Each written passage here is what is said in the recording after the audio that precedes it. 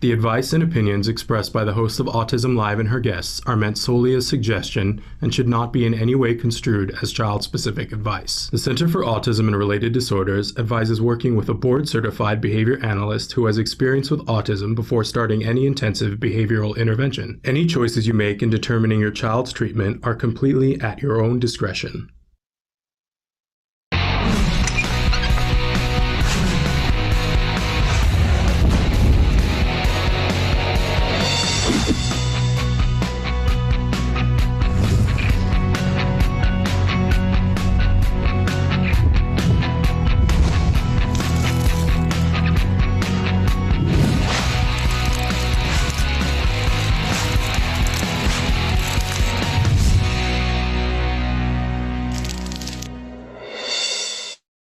Good morning and welcome to Autism Live. I find it hilarious because, as you know, if you've been watching the show, you know that I have a dog now in the studio, a little dog that I inherited from Joanne Laura, and he recognizes the music now of the opening of the show, and he like barks and dances around while I'm doing the finger dance. I'm finding it very amusing. Just wanted to share with you. I'm Shannon Penrod. We're coming to you live from my home and from other locations around Southern California. So thrilled to be here with you on this Thursday morning. I just want to take that big, deep breath that we always talk about on Thursday, you know, taking that 3 deep breaths, right, to center ourselves and be here. I want to let you know that I'm here. There's Cheese. You can hear Cheese barking and saying hello to you too. He's the mascot now for Autism Live. Yes, Cheese, we heard you. Thank you. Anyway, I'm here in gratitude. It's such a privilege to be able to be here with all of you and to be on this journey. And when I say you, I'm always talking to the larger autism community. I know that we start always with individuals who are on the autism spectrum, but then we broaden our community out to include everyone who loves and cares about those individuals. And that's, you know, a wide variety of people. That's parents, that's teachers, that's husbands, that's boyfriends, wives, girlfriends, cousins, aunts, uncles, that's, you know, ABA providers, that's speech and language pathologists, it's OTs, it's insurance providers. I mean, the list goes on. There's a whole bunch of people who care about individuals who are on the autism spectrum, and we are here to provide information, inspiration, and my favorite 4-letter word, which is hope, right? What a great word, hope, because with hope we can do all things. But I will tell you too that hope in action, and we have lots of information and experts that we like to have talk with you about what kind of action and what scientific proof there is to show that those actions can help us to get to the things that we're trying to get to. And we understand that everybody is an individual and everybody is not looking for the same thing. So it's not a one size fits all, right? But we're here. We always say, come on, let's all hold hands together. We get there together. Si se puede, right? Okay. So I do like to remind you that normally, especially on Thursdays, we're packed with experts, and we are getting back to our Ask an Autism Expert on Thursdays. But we had to cancel a late cancellation, and because I was coming back from vacation, you know, we weren't able to get on top of that and fill that. But we had so many questions that came in yesterday, and I said that we would at least address them. I know it sounds like I'm a hypocrite because I always start the show and I say I'm not an expert in the field of autism, and I'm not. That has not changed, but you know, I think I can help you to get to some resources and tell you what our experts have been saying over and over and over again. And when I can't, I'll say, you know, that's definitely, you need to go. A lot of times the answer is you need to go talk to a BCBA about that. But we'll get to that in just a minute. We want to remind you that there's lots of ways to interact, and we're really focusing today on you, the viewer, and what you want. So be writing in. I'm going to be trying to answering some questions from yesterday, but you know, want to hear from you guys. So how do you do that? If you're watching us live right now, then you're probably watching on YouTube, Facebook, Periscope, or Twitter. And you can write into us, especially on Facebook and YouTube. You can be writing into us right now. You can also tweet at us, and we will take those questions. I also want to let you know that you can write into us on our homepage, autism-live.com. I'm having trouble accessing it this morning. What's new? So I probably wouldn't do that if you're watching us live. If you're watching us recorded later on, definitely, because we'll get that. We're working on it. We'll get that all fixed and up and running. But if you're watching us recorded or want to watch us recorded, I'm going to guess that you're watching us either on all of those places that I just said, because we replay on those places or the recording is there. But also you might be watching us on, or listening to us anyway, on things like Spotify, iHeartRadio, Deezer. We are also on iTunes. And I want to point out that for iTunes, you get to choose how you want the download. You can download the show with picture and sound, or you can download it with just sound. So you can take us on that hike that you're going on, or if you're going on a car drive to nowhere, as many of us are doing right now, because there's no place to go, but you need to get out of the house, yes, and see some different scenery, take us on the car ride to nowhere. We are available to do that. It's a free download. So, and we are also getting ready to launch on a couple of more sites. We'll let you know more of that as that becomes available. But definitely watch us in whatever way you can. Hey, can I just put in a plug and say that it's important that to know that we don't spend money on advertising here. We don't spend any money on advertising. So the only way that other families find out about us is if you tell them. So please, whatever way that you can, I want to give you all the task of this week. Tell at least one other person about Autism Live and what you found here, and let them know how to find us. And, you know, if you're like, Shannon, I just don't know anybody, I would tell, you know, share it on Facebook, like us on Facebook. If you feel comfortable about that, you can write us a review on iTunes. Man, that's like gold, because that lets lots of other people know about us if you do that. You can also subscribe to us on YouTube. You can subscribe on our homepage. All of those ways help us to get more information and inspiration and hope to more people around the world. So we appreciate all of you for participating in that. Okay, so moving on, we like to start the show on Thursday with something we fondly refer to as the jargon of the day.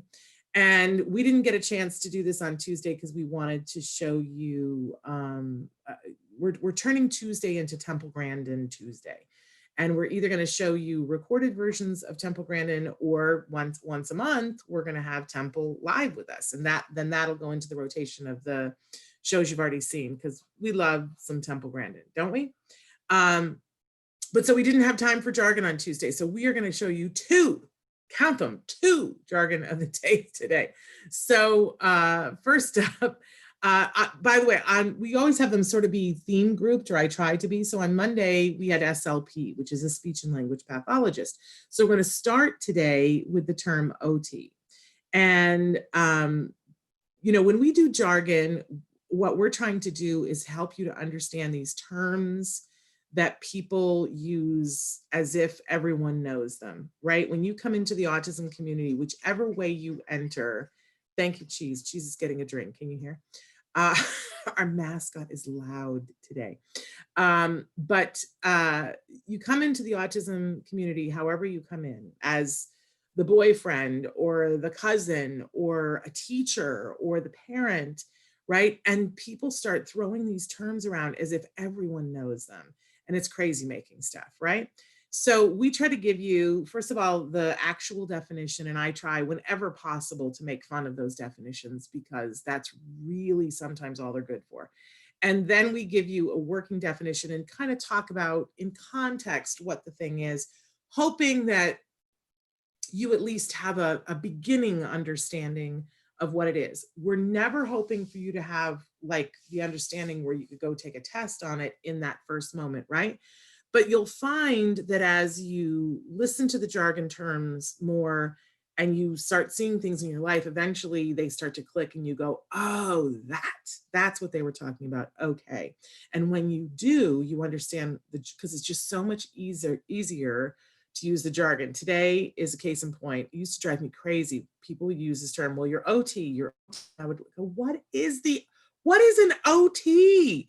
Right? So let's take a look at what it actually is. And then you understand why, if you have to say this 300 times, you start saying OT. It's an occupational. And so if every time you say, well, my son's occupational therapist, I mean, first of all, it's one of those terms where you go, your 3-year-old has an occupational therapist. When the first time that they were saying to me, well, we're going to get you OT and SLP, AP, and I went, stop. What are you saying? Right? And they were like, oh, well, your child's going to do occupational therapy with an occupational therapist. And I said, he wasn't even 3, he was 2.5. I was like, he's 2.5. He doesn't have a job. Why does he need an occupational therapist? Right? Like, I was like, no, he needs someone who can help him to speak. He doesn't have a job. He's not going to have a job for a long time. We're not wasting time on occupational therapy. But where autism is concerned, that is not what an occupational therapist does. Not, I mean, long term. But let's take a look at now what our working definition is of an occupational therapist as it relates to autism. OT is a health professional whose goal is to help people achieve independence, meaning, and satisfaction in all aspects of their life. So now let's apply that to a 2.5-year-old with autism. A 2.5-year-old with autism needs to be able to pick up a crayon to color. And if they can't hold the crayon in their hand because they don't have the hand muscles for whatever reason and it's not satisfying to them, then they won't do it. And if they won't do that at 2.5, then at 4, they're not going to be able to pick up the crayon and write their name, which means that when they're 16, they're not going to be able to fill out the job application, which means when they're 33, they're going to be having trouble advocating for themselves, right? I took some big leaps there, but you see where I'm going with this, right? So for our little ones with, and I'm going to separate this into age categories, right? For our little ones with autism, you're going to see the school district usually here in the United States antes up an occupational therapist. And a lot of times what those folks will work on are in 3 separate little categories with our little ones. They'll work on fine motor, which is all those finger skills. They'll work on gross motor, which is but a very small amount of gross motor. Eventually that gets handed off to the adaptive physical education people, but they'll do some gross motor, like, being able to walk and on a line, or, walk up one stair, 1 foot over the other instead of going 1 foot, 1 foot, 1 foot. They'll work on those kinds of things, and that is gross motor. And then the other category that's super cool, if you've got a good OT, is that they'll work on sensory things.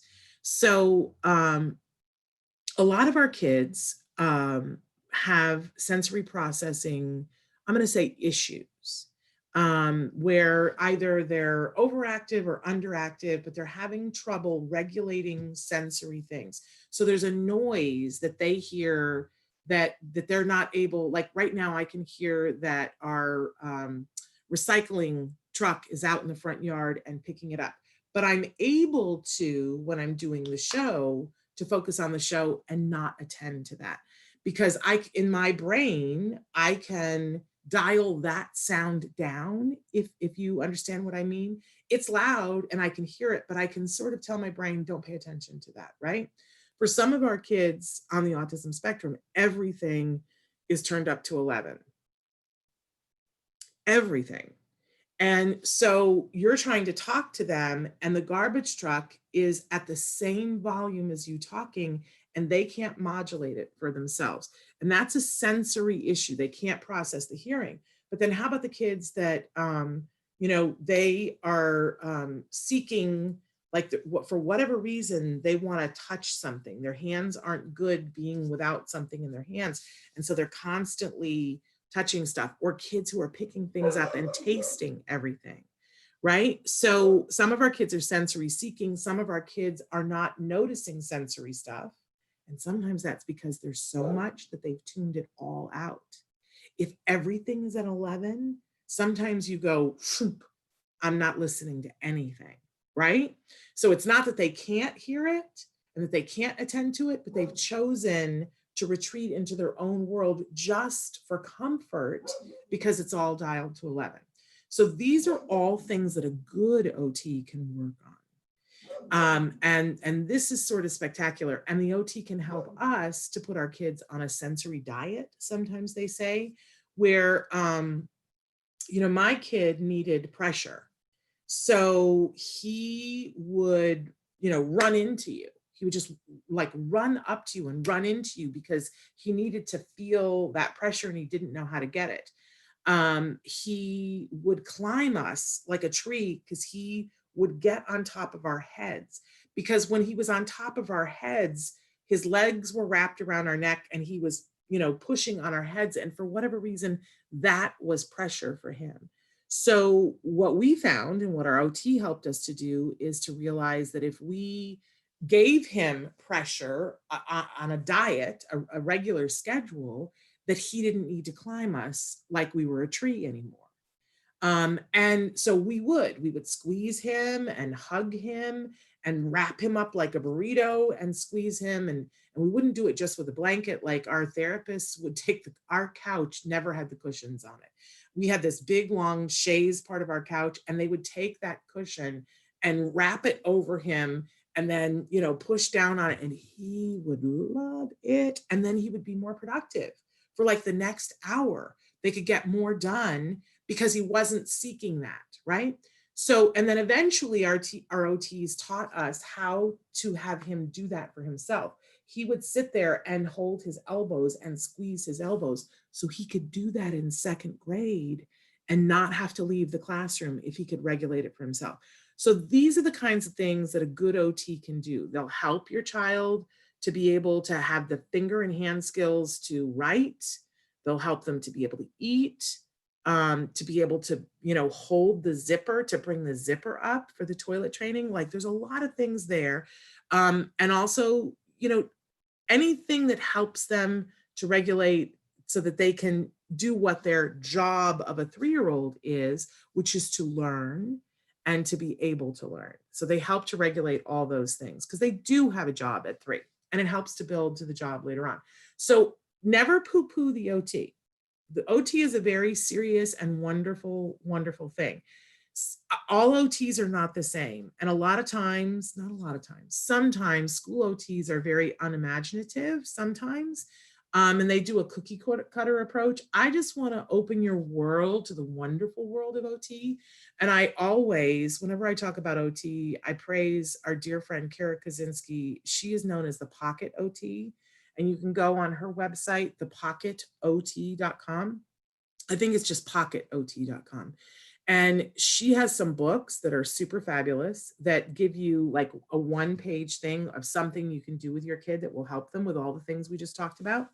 And she also has CDs that if your child is sound sensitive, that you can help gradually desensitize them to sounds. It's really remarkable. And if you see the kinds of stuff that she's doing, then you will know what kinds of things your OT should be doing. And you can ask and say, hey, what do you have in your wheelhouse? What do you have in your magic bag for the sensory stuff that we're seeing? And most of you, if once your child is in the school system, and in the United States, they should be in at the age of 3, you should be getting free OT from your school district. Now, let's talk about the flip side of I love me some OT.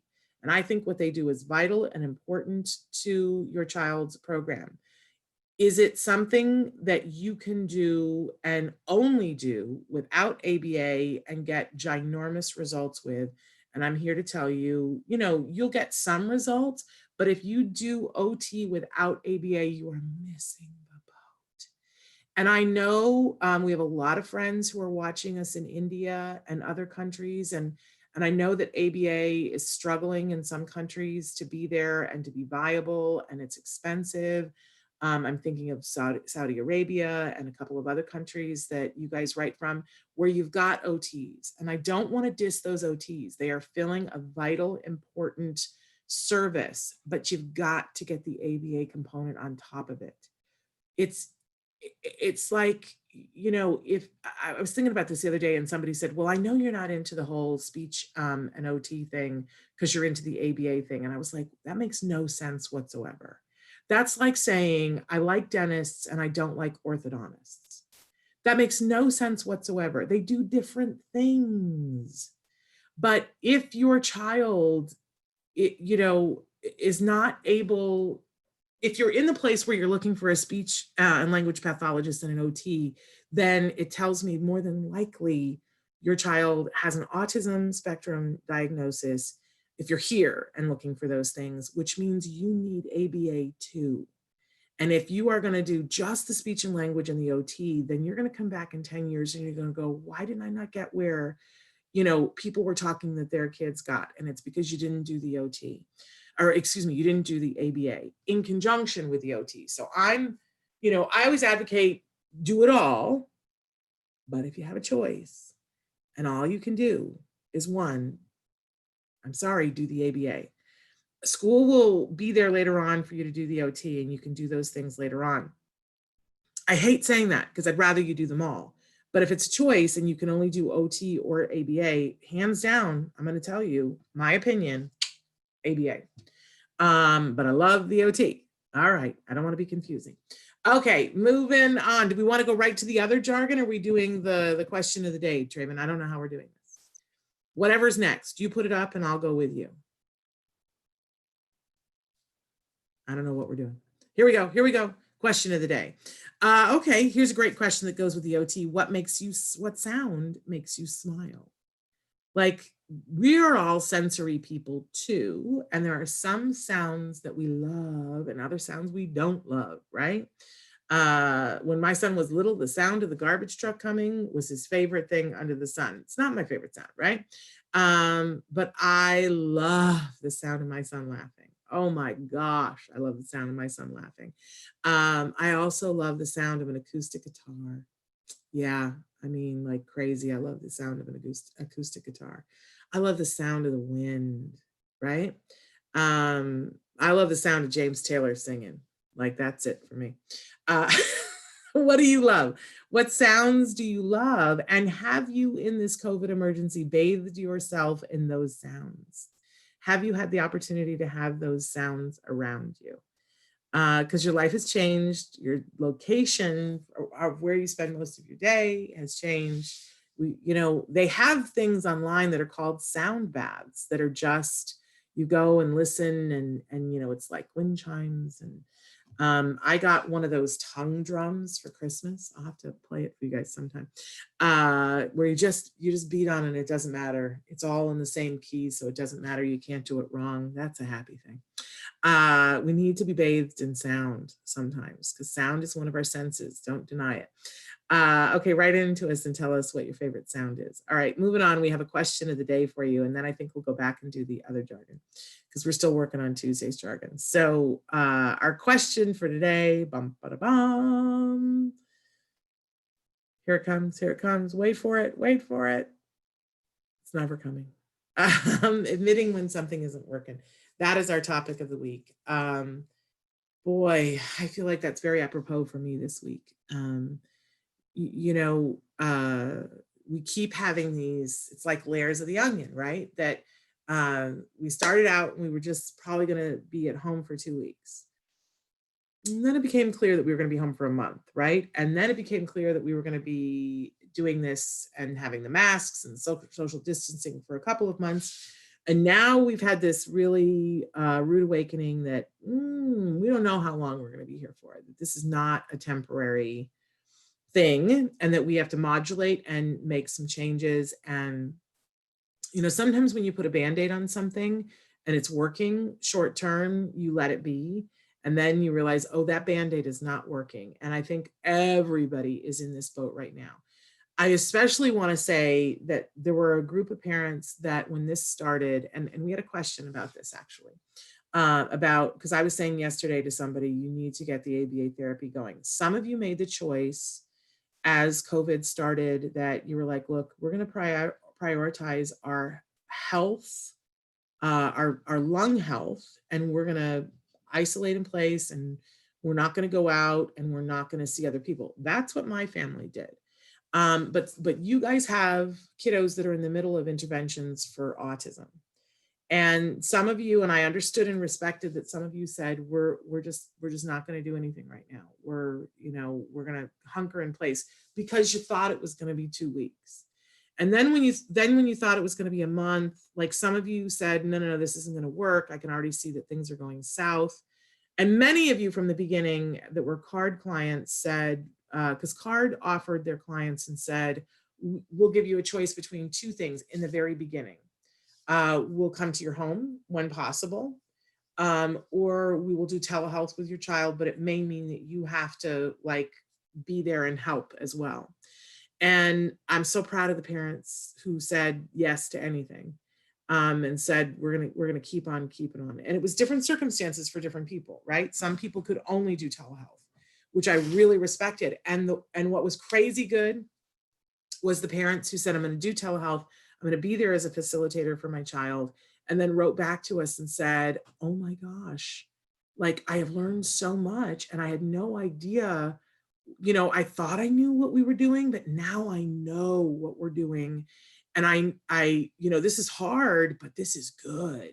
This, like, my kid is learning so much more because I know what I'm doing now. That made my year.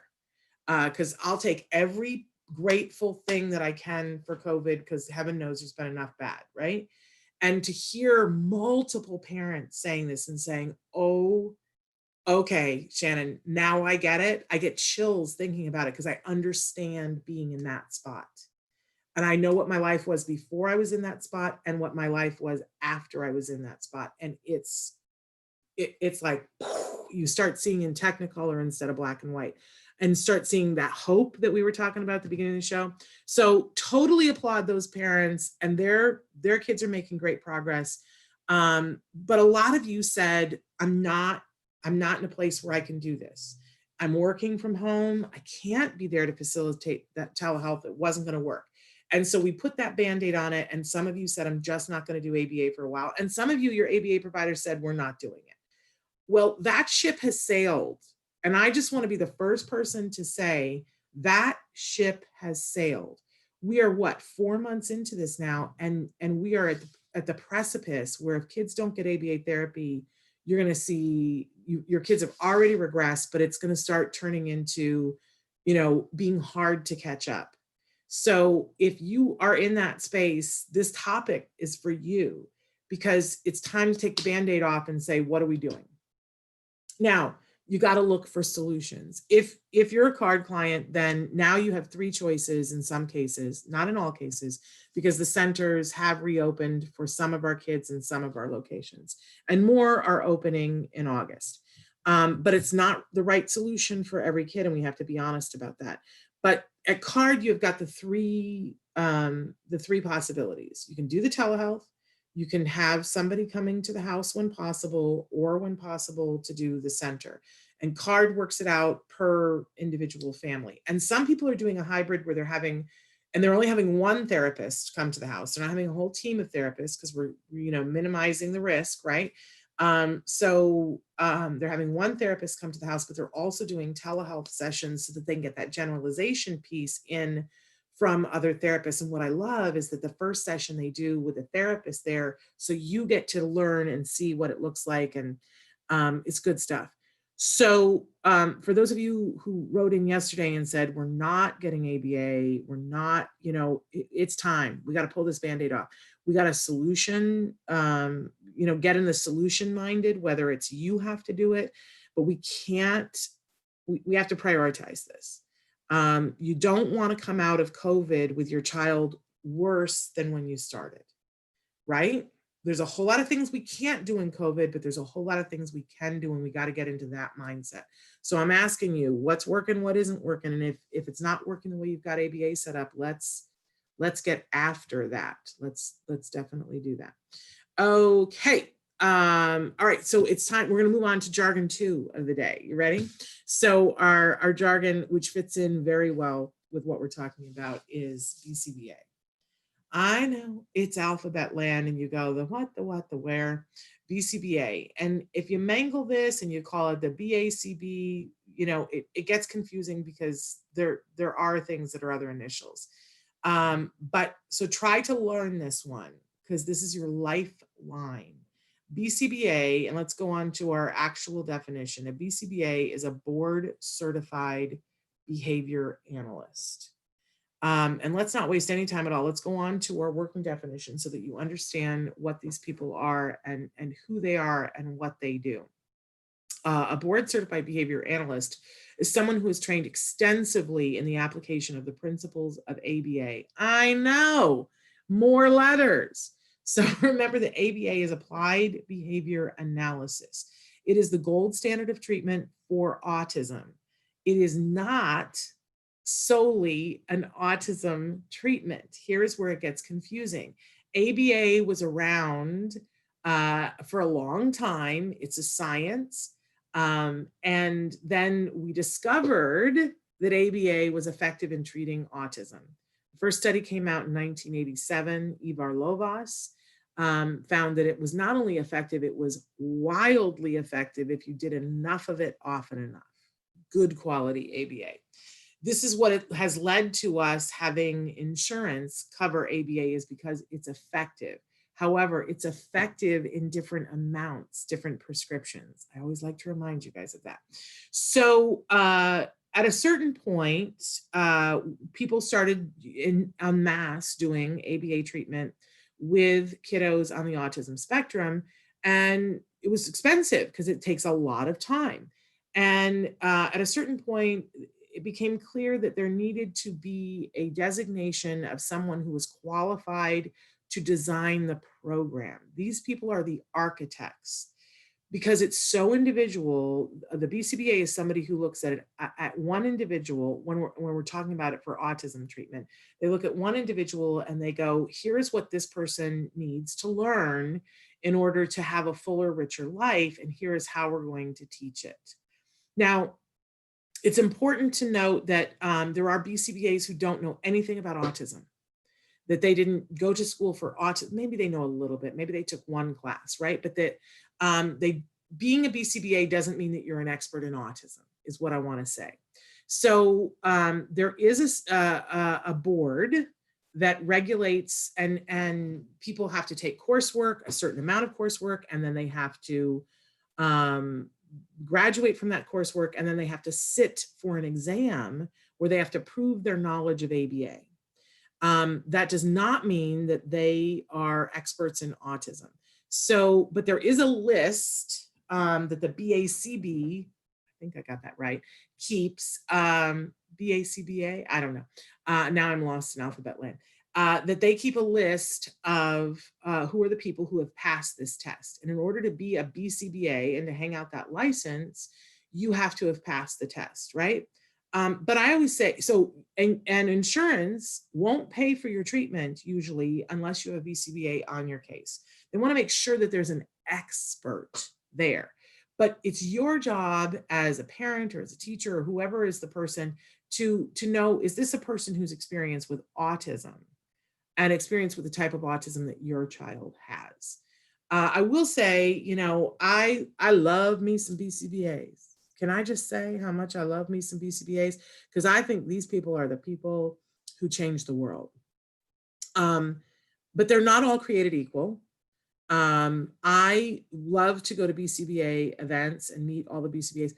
A lot of them love jargon and graphs. I've learned that about them. But they're really wonderful people. And the ones who are involved in autism care deeply. The ones that I've met care deeply about our kiddos. But there are no better BCBAs, I'm just going to say this, than my homeschool here at the Center for Autism and Related Disorders. That the camaraderie and the hive mind of, CARD is the largest employer of BCBAs, I believe, in the world. And to have a group of people working together on autism ups the game. That if one BCBA is working with a child and they see something, they're like, that is outside my experience. Because let's face it, kids are different. All they have a weekly hive mind session where they get together and they go, okay, has anybody seen this? Or they can email other BCBAs and say, have you seen this before? And the hive mind responds, and it's amazing what happens. It just gives me goosies, you guys. It's absolutely amazing. So I love me some BCBAs. I love it when BCBAs are, there are a lot of BCBAs that work in the corporate field. Can I just say, because, you're like, well, if they're not working with autism, what are they doing? They work in the corporate field, or they work with Olympic athletes, or, they're in a lot of places making a lot of people's lives better. That's what they do. And I won't say that I don't love those people too, but I don't know those people. So I see them occasionally at conferences and I'm like, you're interesting. You do BCBA and it's not with autism. That's funny. And they think I'm like odd for thinking that. That's okay. But I love my BCBAs that deal with autism because they are the architects that make the plan that gets our kids there. Fabulous, fabulous, fabulous, fabulous. Okay, moving on. We had a question of the day for you today, so I guess we're going to go ahead and do.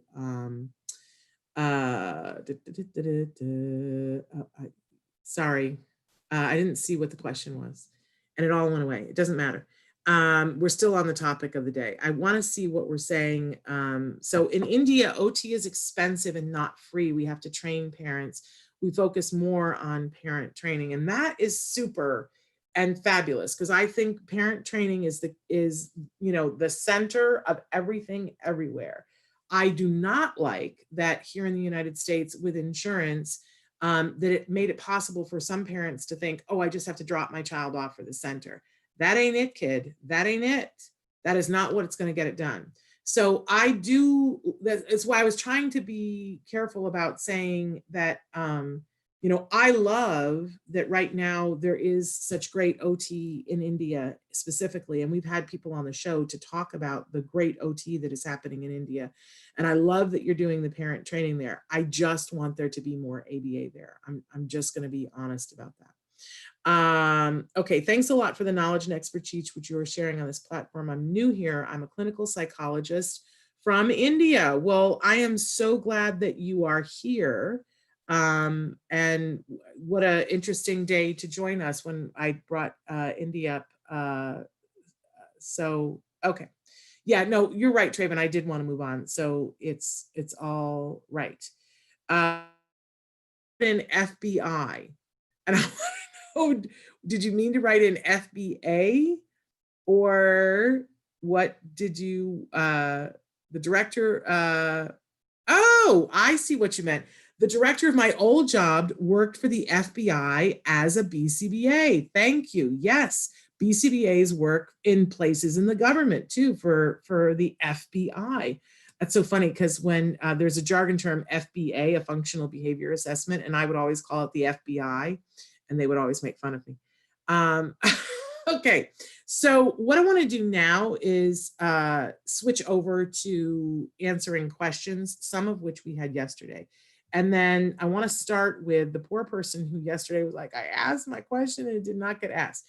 And their question was, any tips on getting my 9-year-old to go to the bathroom himself? He will only go when someone takes him or a timer goes off.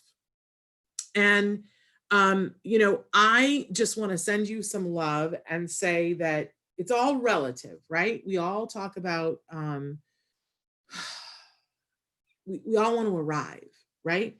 We all want to get to the point where we're at the place where it feels normal, right? And that's super duper hard. I want to remind that parent that there was a time when you were like, oh, I wish that my child would go to the bathroom at all. So right now he's going when there's a timer or when somebody points to him. So that's a prompt. And whenever we have a prompt, we never want somebody to become prompt dependent, right? So what we start to do is something called fading the prompt. And so we want the prompt to be less obtrusive. So if you think about it, in the beginning, when the timer went off, you were probably having to physically take him to the bathroom, and you were verbally taking him to the bathroom, and maybe you held up a sign that said, "We're going to the bathroom," right?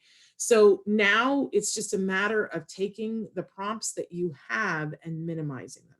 So I don't know what all you're doing right now for the going to the bathroom, but you want to keep the prompt there, right? Otherwise, you're going to have accidents. And we want to keep them getting to the reinforcer, right? But we're just going to make the prompt less and less and less. So it could be, if you're just going off the timer, it could be that the timer gets less and less quiet, or more and more quiet, I'm trying to say. It could be that you move to one of the timers that it just flashes a light so that there's no noise. And then we have the light get less and less and less. It could be that you have a little bathroom icon that you hold up and go, "It's bathroom." Right. I would also, I don't know at what point you are in things, but when the timer goes off, are you saying it's time to go to the bathroom? Or when the timer goes off, do you go, "What do we do? I don't know. What should we do?" And have him take you to the bathroom. Right. So it's just a matter of moving it slowly, and it's got to be so slow. And I know that you're like, "Oh, my child is 9 and I just want him to go to the bathroom on his own." But slow and steady, I guarantee you that by the time, he's 14, this is going to be a distant memory. This too shall pass, but go slow, slow, slow, and just take whatever it is and make it smaller and smaller and smaller. So if the thing is that you're holding up an icon that says it's bathroom time, and what you do right now is you hold it up and you go, and point to it, right? So then you would just, hold it up and hold it not as far as I'm showing you things on my phone. You would hold it up and hold it not as far up, right? And not point to it and see, does that get it done? And if it does, great. And so then we hold it up just a little bit more. And then we get to the point where we just reach for the icon, and they know and they go. The trick is you got to be reinforcing it. Reinforce, reinforce, reinforce, reinforce. And so that eventually, it's just your hand reaching for the icon, and they go to the bathroom and you reinforce. If you ever get to a point where something doesn't work as you're minimizing it, then you go back to the last thing that worked, right? So whatever is working to prompt him, make it less, or switch to a prompt that's less obtrusive, right? And reinforce, reinforce, reinforce that he's doing that. I hope they're here with us today, and I hope that makes sense. Please be writing in, you guys, if you have a question. I'm going to keep answering the questions from yesterday. Okay, scrolling down here. I want to know, for the parent who was here yesterday when we were talking about the going to the bathroom, how it worked. I gotta find my spot here. Okay, so the question yesterday, because we were talking about telehealth, and again this morning we were talking about it. What if we're high risk? What's your recommendation if my son's ABA was in center? Telehealth isn't an option with ABA for my son. I had a few parents mention their RBT tested positive for COVID, so I'm scared. Okay, so that is a great question. And I'm going to tell you that we want to get into a space where we go, there are going to be problems and we're going to solve them no matter what. So here's the thing. Your kids need ABA. They just need ABA, and they need ABA 24/7. And we know that there are people all around the world who did not have ABA and still don't have ABA, right? And have those people been able to solve the problem for themselves? Yes. And what they did was they trained themselves and they did it themselves. Now, I'm concerned about your saying ABA via telehealth is not the solution for my kiddo. And I want to know more about that. Why is that? Is that because you are working and you're not able to facilitate? Is that because the perception is that they will not stay near the computer? What is the perception for that? Because I want to make it clear Obviously, there's many different kinds of telehealth that different ABA providers are doing, but I've spent quite a bit of time with our staff at CARD seeing how they do telehealth, and it is cutting edge.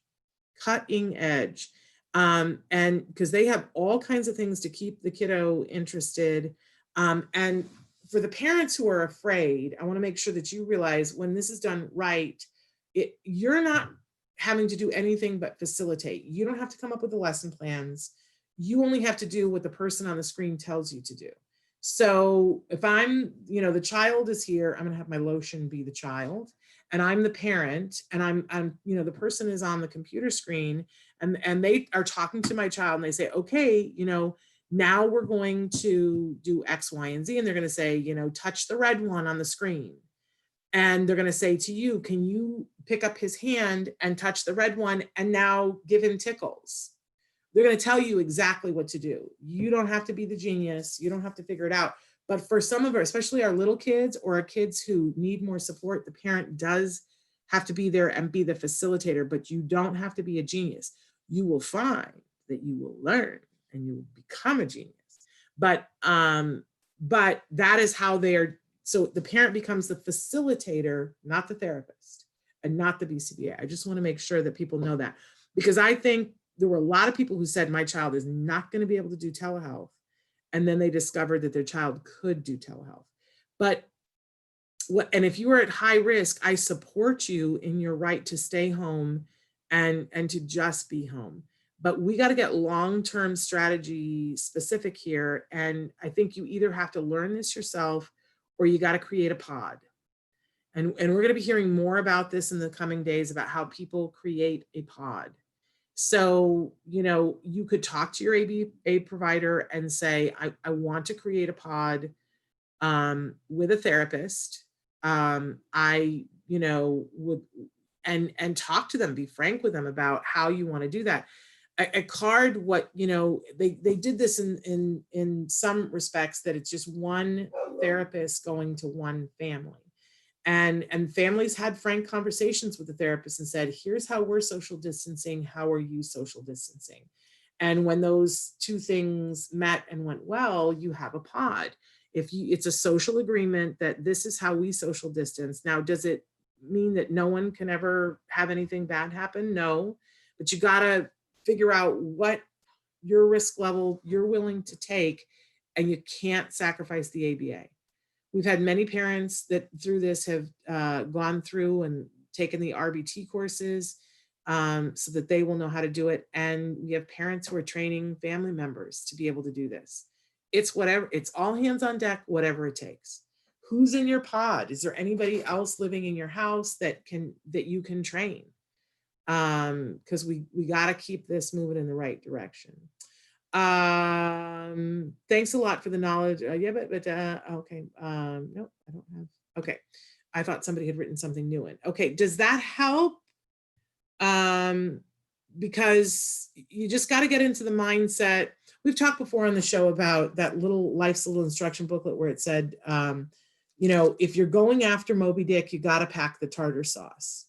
And you've got to convince yourself there is a way. And I promise you there is a way, because for the last 20 years, parents were figuring it out before insurance was paying for ABA. They were doing it in their homes by themselves. They were having church volunteers. Do you have a family member who you trust that you can, like, I'm thinking extreme circumstances, that you can put them up in a hotel or put them up in a back bedroom for 14 days, isolate from them so you know that they don't have COVID, and then train them, put them in your back bedroom and have them do the RBT and have them, work with your kiddos with you. It's time to get solution specific. But parents can do this. Parents are doing this. It's overwhelming, but but it's doable. And if you want to do it, I'm certainly here to help you to figure out how. I don't know why I can't get the questions to come back up no matter what I do, Traven. They don't like me. It's because they're already up. That's why I just had them move down. Okay, moving on. My son is almost 4 and not getting service at this time. He was going to public school and they just announced they will be doing digital. Do you think digital is enough therapy for him? No, I don't. A 4-year-old, whether I'm talking about digital school is not enough. No, a 4-year-old who is on the autism spectrum, um, I'm just looking at the answer that that parent just wrote to me. A 4-year-old who's on the autism spectrum needs an intensive ABA program. And that often means, depending on the individual child, where their skill level is, right? Some kids, it's appropriate for them to go to school at 4, others it isn't. The reason for going to school is for socialization. That's the only good reason to send a 4-year-old to school and not have them just focus on ABA. And since you're not going to get that anyway, I would say at 4, hunker down and do as much ABA as you can get everybody to do and learn it yourself so that you can do it as well. And, ask them for the distance learning, because maybe it'll be a break in your kid's day, but I would not waste your child 8 hours of your child's day to do distance learning with school. I would much prefer that you do distance learning one-on-one telehealth with an ABA provider that does quality ABA. Now, this goes back to the answer that the parent just wrote for the other question, which was, it's more that the provider is not willing to do telehealth.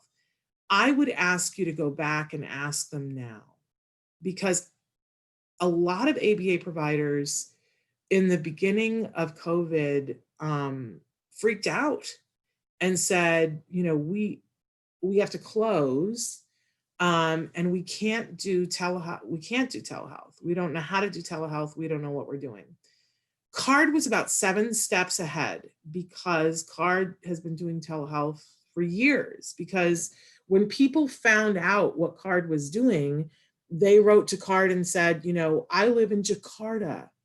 How am I going to get what you have here? And so CARD did telehealth with families in Jakarta. So CARD was that much further ahead, but they weren't the only ABA provider that was ahead. Since COVID, there have been a group of people who have published about how to do ABA via telehealth.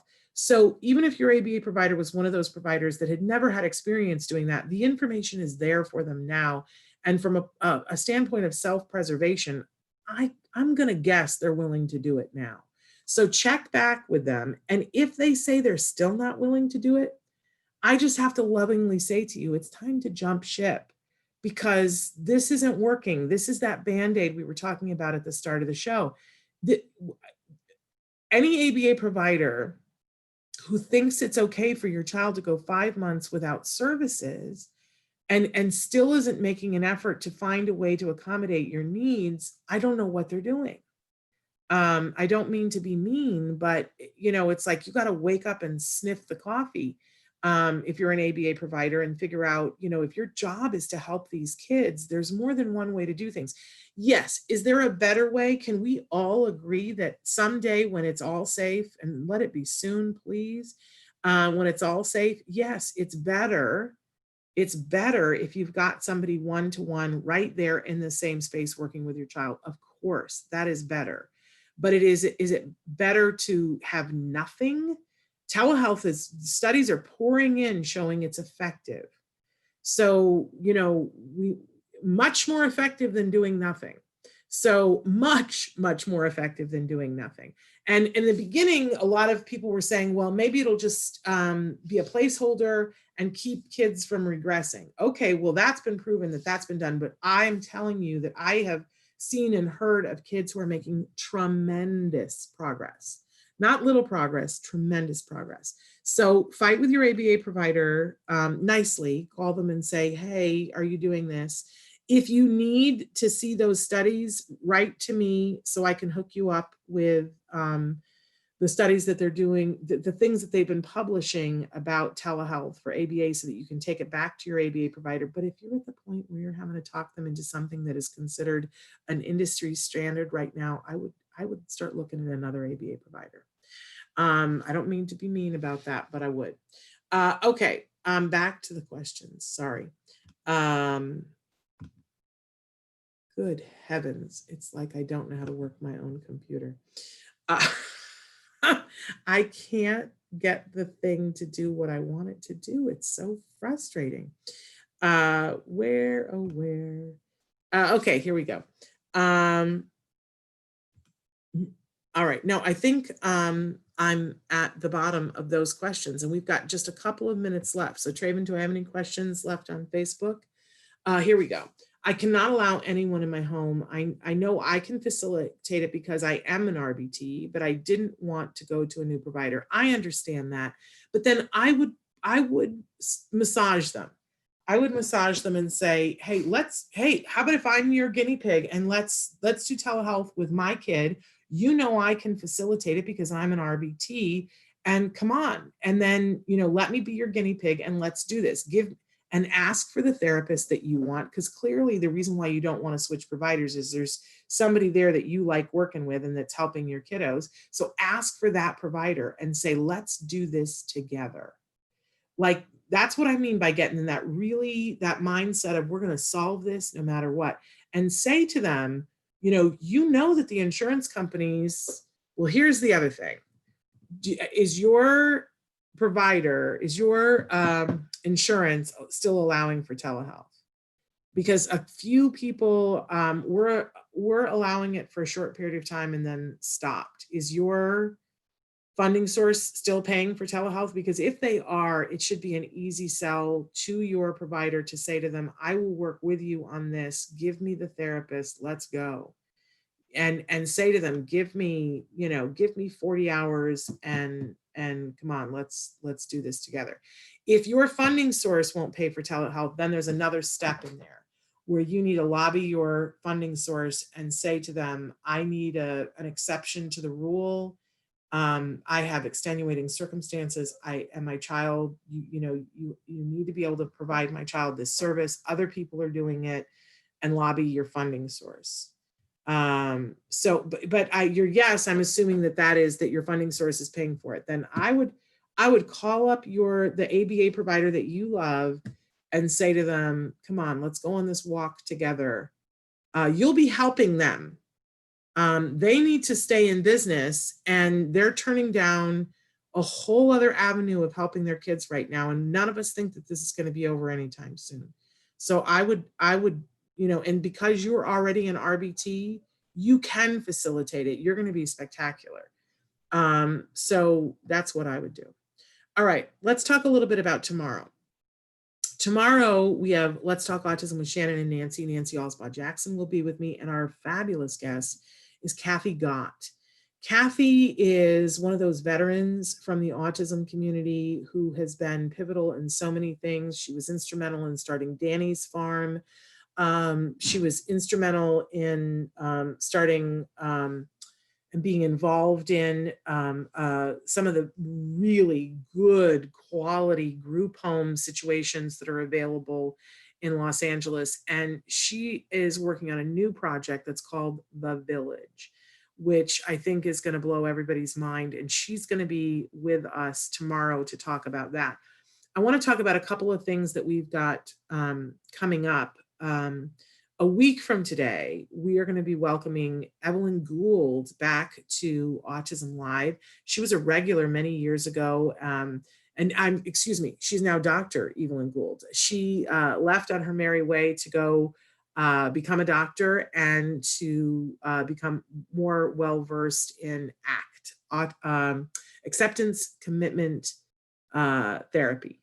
And it's a really cutting edge thing that is being used in the autism community for both individuals on the spectrum and their parents to help them with stress and to achieve the things that they want to achieve in their lives in a healthier way. So we're excited to welcome her back to the show tomorrow during next Thursday during our Ask an Autism Expert segment. And then on Friday, and I just want to put this on your radar, because once a month, we have our research experts join us to talk about some research. And so we have asked them to come in to talk to us about distance learning for special needs kids. what the research says, what works, what doesn't work. And we're clearing the decks for that day. I can't wait to hear, because a lot of us are in this boat this year. So that is happening next Friday. So I just wanted to put that on everybody's agenda. All right.